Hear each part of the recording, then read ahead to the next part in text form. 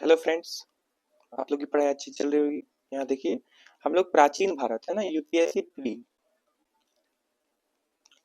Pre का PYQ कर रहे हैं हम लोग, ठीक है। प्राचीन भारत और कंप्लीट हो गया प्राचीन भारत, और मेडिवल इंडिया मध्यकालीन भारत हम लोग कर रहे हैं।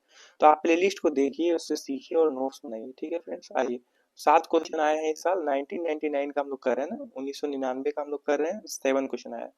तो सवाल आता है कि इतने पुराने पीवाईक्यू क्यों किया जा रहा है फिर से। तो ये बहुत ही इंपॉर्टेंट है, ठीक है। ये इंपॉर्टेंट है, मैं बता रहा हूँ। ये स्टार आप याद रखिए कि ये बहुत ही इंपॉर्टेंट है। पुराने पीवाईक्यूज करना बेहद इंपॉर्टेंट है। आप देखिए इतिहास के संदर्भ में। आइए, मैं अपने हिसाब से जो भी बता रहा हूँ वो आप जाइए उसको देखिए प्लेलिस्ट में, ठीक है। आप कोशिश करिए बनाने का। दिए गए मानचित्र, देखिए फ्रेंड्स, मानचित्र का क्वेश्चन पहले कैसे आता था, बहुत ज्यादा आता है क्वेश्चन, है ना। लोधी पीरियड का है ना, लोधी टाइम पीरियड का पूछ रहा है कि लोधी वंश है ना। दिए गए मानचित्र किस लोधी सुल्तान से संबंधित, और मानचित्र ए में दिए गए स्थान किस नगर को निरूपित करता है।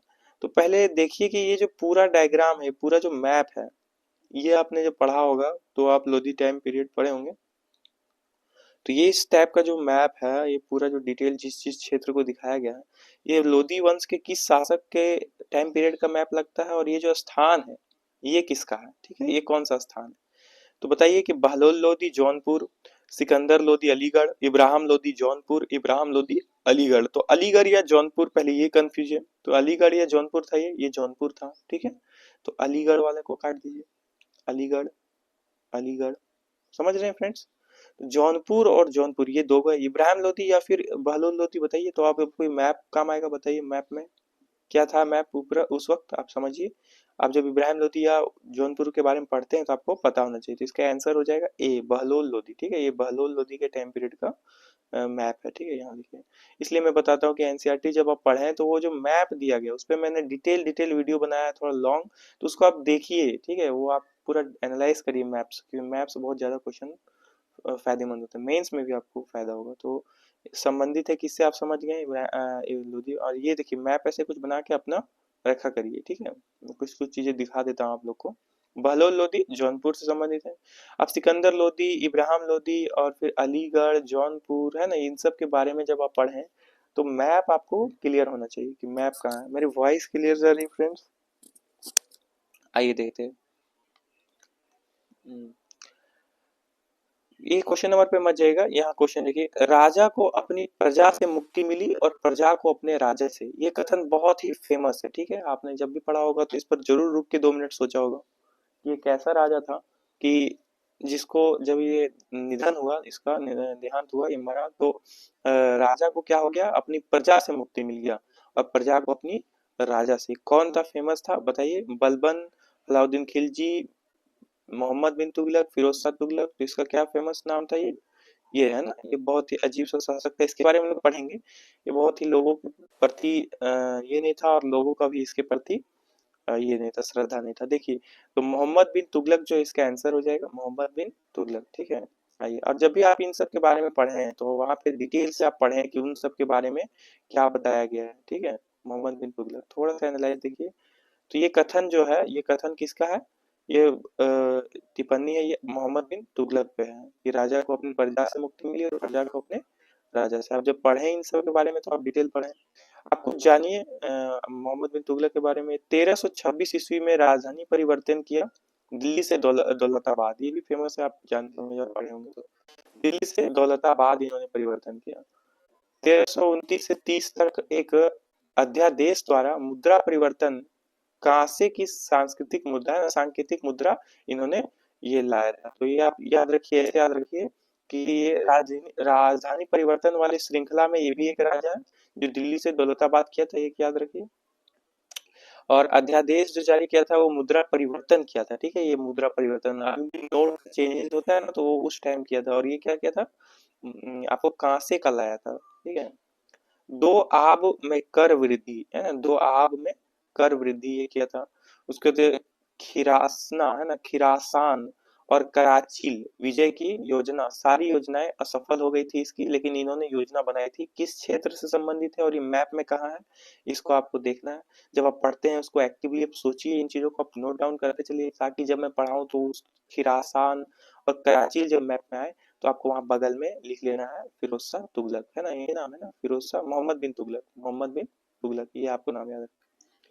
फिर है चरित्र में विरोधी गुणों का सम्मिश्रण। तो इनका आपका ना चरित्र जो था, व्यक्तिगत चरित्र, उसमें भी बहुत सारी चीजें विरोधी थी। आपको पता होगा कि इस बारे में मैं आपको एनसीईआरटी में समझाता रहता हूँ। आइए देखते हैं यहाँ पे अगला क्वेश्चन। देखिए कथन ए और कथन आर। कथन ए क्या है, अकबर के काल में हर 10 घुड़सवार सैनिकों के लिए मनसबदारों को 20 घोड़ों की रख रखाव करनी पड़ती थी। तो बोला जा रहा है कि अकबर टाइम पीरियड है, पहले तो ये आप दिमाग लगाइए, क्योंकि यूपीएससी से क्वेश्चन पूछ रहा है तो आपको ये अलग से हिस्ट्री सेगमेंट प्राचीन भारत या मध्यकालीन ऐसे करके नहीं दे रहा है आपको। मिक्स एपीडी है ना, आपका मिक्स है, तो आप तुरंत अपने दिमाग में एक्टिवली अकबर के टाइम पीरियड में ले जाइए, ठीक है। उसके टाइम पीरियड में बोल रहा है कि 10 घुड़सवार सैनिकों के लिए, है ना, 10 गो घुड़सवार सैनिकों के लिए मनसबदारों को 20 घोड़ों की रख रखाव करनी पड़ती थी। तो 10 सैनिकों के बदले 20 सैनिकों को रख रखाव, पहला कथन। और दूसरा क्या बोल रहा है, घोड़ों को यात्रा में आराम देना होता था और युद्ध के समय उसको बदलना आवश्यक होता था। ये तो बेहतर चीज तो होता ही है। उपरोक्त दोनों कथन के संदर्भ में एक क्या सही है, सो बताइए, ठीक है ये। हाँ देखिए, ए और आर दोनों सही है। ए आर की व्याख्या करता है, ए आर दोनों सही है, किंतु ए आर की व्याख्या नहीं करता। ए सही है, आर गलत है। ए गलत है और आर सही है। तो ये पता है कि हर काल में जब भी युद्ध होता है तो आपको ये देखिए, ये तो सही होगा ना, ये तो हर काल में होगा कि घोड़ों को यात्रा के दौरान आराम करना होगा। वो मशीन नहीं है। हम इनफैक्ट मशीन जो बड़े बड़े ट्रक होते हैं उसको भी आराम करने देते ताकि इंजन ठंडा हो जाए, ठीक है। तो ये घोड़े हैं, ये बेसिक थोड़ा दिमाग लगाना पड़ेगा अगर आपने नहीं उतना याद आ रहा है तो ये तो सही होगा, ठीक है, कि ये तो आराम देना पड़ता था और घोड़ा को बदलने का आवश्यकता पड़े तो उसको बदला भी जाता था, क्योंकि युद्ध के दौरान है ना, और फिर यात्रा के दौरान तो। और अकबर के टाइम पीरियड में इसके विषय में आपको अकबर टाइम पीरियड में पढ़ना होगा। हालांकि मैंने कुछ ये दिया, इसका आंसर आपने आपको पता चलिए, इसका आंसर होगा डी हो जाएगा, इसका आंसर ए गलत है और आर सही है। आइए इसे थोड़ा सा एक्सप्लेनेशन समझिए। घोड़ों की यात्रा, एक मिनट फ्रेंड्स, यहाँ देखिए, घोड़ों की यात्रा में आराम देना होता था, ये तो पता है, और युद्ध के समय उसको बदलने की आवश्यकता होती थी। तो युद्ध में अगर घोड़ा घायल हो गया तो उसको बदलना पड़ेगा। और कुछ चीजें देखिए, जहांगीर द्वारा, ये 3 फैक्ट्स को थोड़ा सा देखिए। जहांगीर द्वारा दो आस्पा एवं, है ना, दो दो आस्पा एवं सिंह आस्था प्रणाली लागू की गई। ये दो प्रणाली आपको लिख लेना, ये कीवर्ड्स हैं, ठीक है। दो आस्था और सिंह आस्था, ये आपको याद रखना है। आइए देखते हैं किसके द्वारा, जहांगीर। आप बगल में इसका नाम भी लिखिए शासक का। दो आस्था का अर्थ क्या होता है, मनसबदारों को निर्धारित संख्या में घुड़सवारों के साथ उतने ही कोतल अतिरिक्त घोड़े रखने होते थे। तो क्या बोला जा रहा है कि जो ऊपर बताया गया कि मनसबदार जो है जितने घोड़े अगर चलाएंगे उतने ही और घोड़े साथ में अतिरिक्त रखने होंगे, ताकि युद्ध के दौरान और भी काम आए तो वो घोड़े को यूज कर सके। सिंह आस्था मतलब क्या होता है, ये दो आस्था था, ये सिंह आस्था है। मनसबदारों को 2 गुने कोतल अस्थि घोड़े की रखने होते थे। तो ये दोनों चीजें हैं, जितनी संख्या रखेंगे उतनी ही और रखेंगे, और ये भी 2 गुनी है, तो लगभग बात एक ही है। तो ये दो चीजें, ये दोनों प्रणाली को समझिए। अगला क्वेश्चन है, देखिए, दक्षिण भारत के इतिहास में उसने संगत एक, है ना, उससे संगत एक विशेषता यह मिलती है कि बड़े साम्राज्यों की अपेक्षा छोटे क्षेत्रीय राज्य विकसित हुए। इसका कारण था, तो आप समझ रहे हैं कि ये आपको दक्षिण भारत के संदर्भ में बताया जा रहा है कि जो ये विशेषता है खासतौर पे कि जो बड़े साम्राज्य बनने की अपेक्षा छोटे छोटे क्षेत्रीय साम्राज्यों का विकास होने लगा। ये किसके, आप एक एक कॉमन व्यू देखिए कि ऐसा क्यों हुआ होगा। आप तभी आपका पढ़ाई सफल होगा जब आप खुद से सोच पाए ये चीज। जब आप पढ़ते किताब तो आप रुकिए 2 मिनट और सोचिए और बताइए कि किन कारणों से छोटे साम्राज्यों का, छोटे क्षेत्रीय राज्यों का उदय हुआ होगा और बड़े नहीं हो पाया होगा। जैसे कि कारण दिया है, पहला लोहा और खनिज का अभाव, ठीक है फ्रेंड्स, बताइए क्या ये होगा, नहीं ना। लोहा और खनिज का अभाव से ऐसा कोई संबंध नहीं होना चाहिए। सामाजिक संरचना में अनेकानेक विभाजन, हाँ ये एक हो सकता है फ्रेंड्स, ठीक है, एक पॉइंट आता है, बट यहाँ देखिए विशाल उपजाऊ भूमि क्षेत्र का अभाव, ये भी पॉइंट अच्छा है। जनशक्ति का अभाव, जनशक्ति का अभाव ये नहीं हो सकता है। तो ये दो जो कॉमन चीजें हैं, इसमें आपको क्या लगता है, इस पर ध्यान दीजिए, यहाँ ध्यान दीजिए। बताइए कि सामाजिक, ये कट गया और ये कट गया, ठीक है फ्रेंड्स। यहाँ देखिए, सामाजिक संरचना में अनेकवाद, क्या उस टाइम पीरियड में सामाजिक संरचना में अनेकावाद था? आप बताइए। थोड़ा सा यहाँ जो आपने पढ़ा है उसको भी दिमाग लगाइए। पहले तो खुद की चीजों को लगाया कि ये और ये नहीं हो सकता है, जनशक्ति और ये इसका अभाव तो नहीं होगा। तो इसमें क्या है, उपजाऊ भूमि के क्षेत्रों का अभाव, ये तो था, है ना। और ये भी, ये इसमें क्या है, आपको लगता था कि उस टाइम पीरियड में ये था, नहीं ना। तो विविधताएं तो हर टाइम होती है, लेकिन इतने भी नहीं कि वो छोटे राज्यों को बनने का ऊपर क्षेत्र में कमी आ जाएगा तो ये टैक्स नहीं पे कर पाएगा। समझ पा रहे हैं आप। तो छोटे छोटे राज्यों में ये चीज होगा। तो 10 का क्या हो जाएगा आपको, ये जो क्वेश्चन है इसका हो जाएगा सी, है ना। हालांकि 7 क्वेश्चन है, क्वेश्चन नंबर पे मत जाइएगा, मैं फिर से बता रहा हूँ, देखिए आप ऐसे लिखते चलिए, ठीक है। दक्षिण भारत के इतिहास में उसके संगत की विशेषता यह मिलती है कि बड़े साम्राज्यों की अपेक्षा छोटे साम्राज्य का विकास हुआ। कारण क्या है, विशाल उपजाऊ भूमि का अभाव, ये आपने समझा। इतिहास दत्त एवं मजूमदार के अनुसार, इतिहासकारों के नाम भी आपको कुछ याद रखना ताकि मेंस में आप इस्तेमाल कर पाए। तो आप दत्त एवं मजूमदार के नाम याद रखिए कि इनके अनुसार जो दक्षिण भारत के क्षेत्र थे वो कम उपजाऊ भूमि क्षेत्रों के अभाव के कारण, मतलब विशाल उपजाऊ भूमि जो होते हैं वो नहीं है, देखिए बड़े बड़े भूमि नहीं है बल्कि छोटे छोटे भूमियों को यहाँ दिखाने का दिया जा रहा है। इसलिए क्या है, ये छोटे साम्राज्यों के रूप में उभरा, ना कि बड़े साम्राज्य के रूप में। इतिहास का गजेटियर, ये आपको पढ़ना है, ठीक है। ये हर साल आता है गजेटियर इतिहास का, इसके बारे में आप नेट में सर्च करिए, ये आपको पढ़ना है, थोड़ा खोजना है खुद से। आइए कुछ क्वेश्चन और बचे हैं। निम्नलिखित युग्मों में कौन सा सही सुमेलित नहीं है। मैंने हर बार बोला है कि यहाँ पे आपको बहुत फोकस से पढ़ना है, यूपीएससी बहुत ही कंफ्यूज करने के लिए आप तुरंत देख कि यहाँ में कौन सा सुने तो तुरंत आप देखेंगे कि ये सही है, ये सही है, इसको कर दो। तो इस तरह नहीं, तो क्या देखना है कि क्या सुमेलित नहीं है, ठीक है। तो आप बताइए कि क्या सही नहीं। जहांगीर, विलियम हॉकिंस, हॉकिंस है ना, Hawkins, William Hawkins, Jahangir, Akbar, sir Thomas Roe, Shahjahan, Tavernier है ना, ट्रैवनियर, औरंगजेब, मनुची। देखिए फ्रेंड्स, आपको एकदम एक्टिवली सोचना होगा। यहाँ देखिए, जहांगीर के टाइम पर विलियम हॉकिंस थे, अंग्रेजी व्यापारी थे, ठीक है, ये अंग्रेजी व्यापारी थे। इसका टाइम पीरियड क्या था, ये देखिए आपको 1608 से 1631 भारत भ्रमण करने आए थे। तो भारत में जो भ्रमण करने आए यात्री हैं, उसके संदर्भ में पूछा गया है कि कौन से यात्री किस टाइम पीरियड में आए हैं। तो जहांगीर के टाइम पे कौन आया है, विलियम हॉकिंस। तो ये है कि हाँ बिल्कुल, तो ये ऑप्शन गलत नहीं है।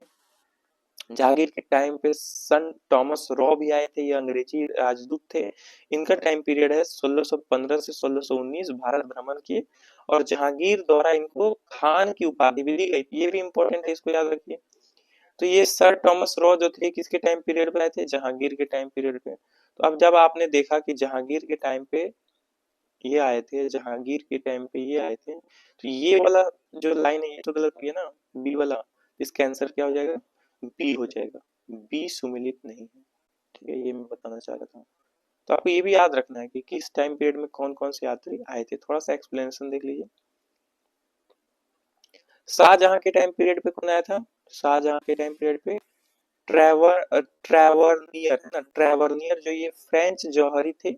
जौहरी आपको पता होगा। देखिए शाहजहां और औरंगजेब के शासन काल में आए थे, इसका टाइम पीरियड था ये 1641 से 1657 तक भारत भ्रमण। तो ये सबसे क्या पता चलता है कि उस टाइम पीरियड के इनके द्वारा लिखी गई कुछ चीज या यात्रा वृत्तांत, उसमें हम लोग को समझ जाएगा कि उस टाइम पीरियड में कैसा भारत की स्थिति थी। औरंगजेब और मनुची, ये थे इटली के यात्री मनुजी, और इनका टाइम पीरियड था 1656 से 1687 ईस्वी भारत भ्रमण। तो बेसिक क्वेश्चन क्या था कि ये आपको सभी के आपको याद होने जरूरी है या नहीं। आप ये दोनों किसके टाइम पीरियड का है, इसका जहांगीर का, तो अकबर के टाइम पीरियड का नहीं है। आप समझ रहे, इस तरह से आपका नोट्स होना चाहिए। पीवाईक्यू को एनालाइज करिए।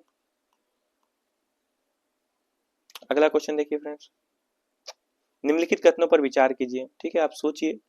जैन उल अबिदीन द्वारा पूरी की गई कश्मीर की जामा मस्जिद की प्रभावीकारी विशेषताओं में शामिल है। तो जामा मस्जिद, जब आप आर्ट एंड, मैंने फिर से बताया कि आर्ट एंड कल्चर जो है 2011 से मैंने अलग किया है, 2011 से मैंने अलग किया है। और बाकी 2000 आपको क्या, कितना से हम लोग पढ़ रहे थे, वो टोटल जितने भी हैं वो आपको सभी उसमें है। 2011 से पहले, मेरा मतलब है कि 2011 से पहले के जितने भी पीवाईक्यू हैं प्राचीन और मध्यकालीन में, उसी में आर्ट एंड कल्चर की क्वेश्चंस भी मिल जाएंगे आपको। 2011 से अलग कर दिया है मैंने, ठीक है, ताकि आपको ये समझ आ जाए। यहाँ देखिए, तो ये आर्ट एंड कल्चर का क्वेश्चन लग रहा है ना। देखिए, जैन उल अबिदीनी द्वारा पूरी की गई कश्मीर जामा मस्जिद, तो जामा मस्जिद कहाँ पे है, कश्मीर में है। और किसने पूरा इसको बनाया था, जैल उल अबिदीनी। तो ये सब आप लिखते चलिए। मस्जिद प्रभावकारी विशेषता शामिल है क्या, बुर्ज, आप इसका चित्र देखिए जामा मस्जिद का, ठीक है, वीडियो पॉज कर लीजिए, आप जाके चित्र देखिए, फिर आप खुद से क्वेश्चन सॉल्व करने का प्रयास करिए कि क्या विशेषता हो सकती है इसकी। बुर्ज, बौद्ध पगोडाओं से समानता, ठीक है, और फारसी शैली, उपरोक्त में से कौन सा सही है बताइए। केवल एक, एक दो तीन, एक तीन और एक और दो, ये क्वेश्चन नंबर 12 है। मतलब नंबरिंग में 12 है फ्रेंड्स, में 7 क्वेश्चन पूछे हैं 1999 में, तो इसका बी है, क्या है, बी। फ्रेंड्स आपको पता होगा कि ये मौसम थोड़ा तबीयत की वजह से थोड़ा तो वीडियोस अभी नहीं डाल पाया, कोई बात नहीं। इसका ये तीनों विशेषताएं हैं, ठीक है फ्रेंड्स, ये बुर्ज भी इसका विशेषता है, और बौद्ध पगोडाओं से समानता भी है, कुछ समानताएं मिलती है, वो सब हम लोग आर्ट एंड कल्चर में डिटेल पढ़ेंगे। और यहाँ फारसी शैली का भी मिश्रण है। तो यहाँ देखिए, जैन उल आबिदीन द्वारा पूरी की गई कश्मीर की जामा मस्जिद की प्रभावकारी विशेषता क्या थी, ये तीनों थी, ठीक है, हमने पढ़ा।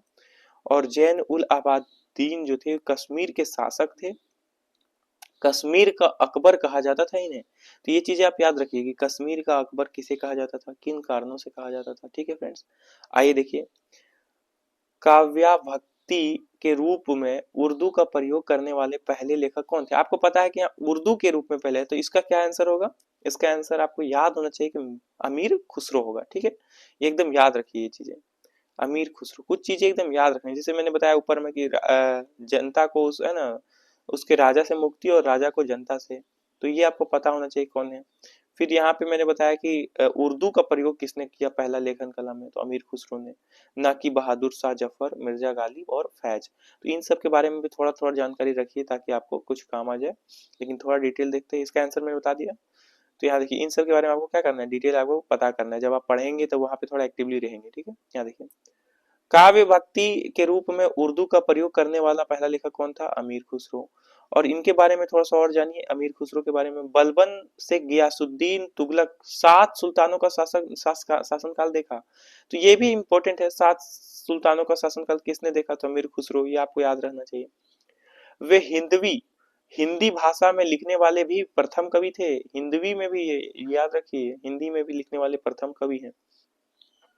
ऐतिहासिक महत्वपूर्ण रचनाएं इनकी क्या क्या है, यहाँ देखिए, 1 मिनट फ्रेंड्स, ये मैं दिखाऊंगा, उससे पहले ये चीज थोड़ा सा और देख लीजिए कि अलाउद्दीन ने उन्हें भारत सुख की उपाधि दी थी, ठीक है, भारत सुख की उपाधि अलाउद्दीन ने किसको दिया था, अमीर खुसरो को। और फारसी भाषा के भी विद्वान थे, ये बहुत विद्वान व्यक्ति थे, इसीलिए लोग विद्वानों की हमेशा पूजा करते, इसलिए आप पढ़ेंगे तो आपका वेस्ट नहीं जाएगा, आपको कहीं ना कहीं कुछ वो फायदा आएगा।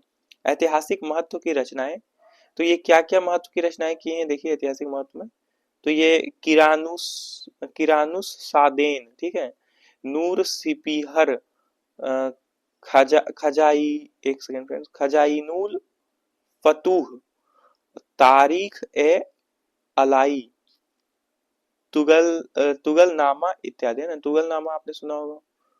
तो ये चीजें आपको कुछ कुछ चीजें आपको याद रखनी चाहिए, ठीक है फ्रेंड्स। थैंक यू फ्रेंड्स, हम लोगों ने 1999 का पीवाईक्यू ये किया, आपको प्लेलिस्ट में सब मिल जाएंगे ना, लेटेस्ट हम करवाएंगे, ठीक है, और वहां पर उसे एनालाइज करेंगे और उस बेसिस पे आप जाके एनसीईआरटी की प्लेलिस्ट देखिए, ठीक है। मैं बेसिक बेसिक चीजें उसमें समझाता चल रहा हूँ कि कैसे पीवाईक्यूज के हेल्प से हम लोग उसको और पकड़ बना सकते हैं, हम लोग को मजबूत कॉन्सेप्ट कैसे हो, मेंस में कैसे लिख पाएंगे उन चीजों को, और भी चीजें उसमें आपको समझ आएगी, वो सारे प्लेलिस्ट आप देखते चलिए। Thank you friends.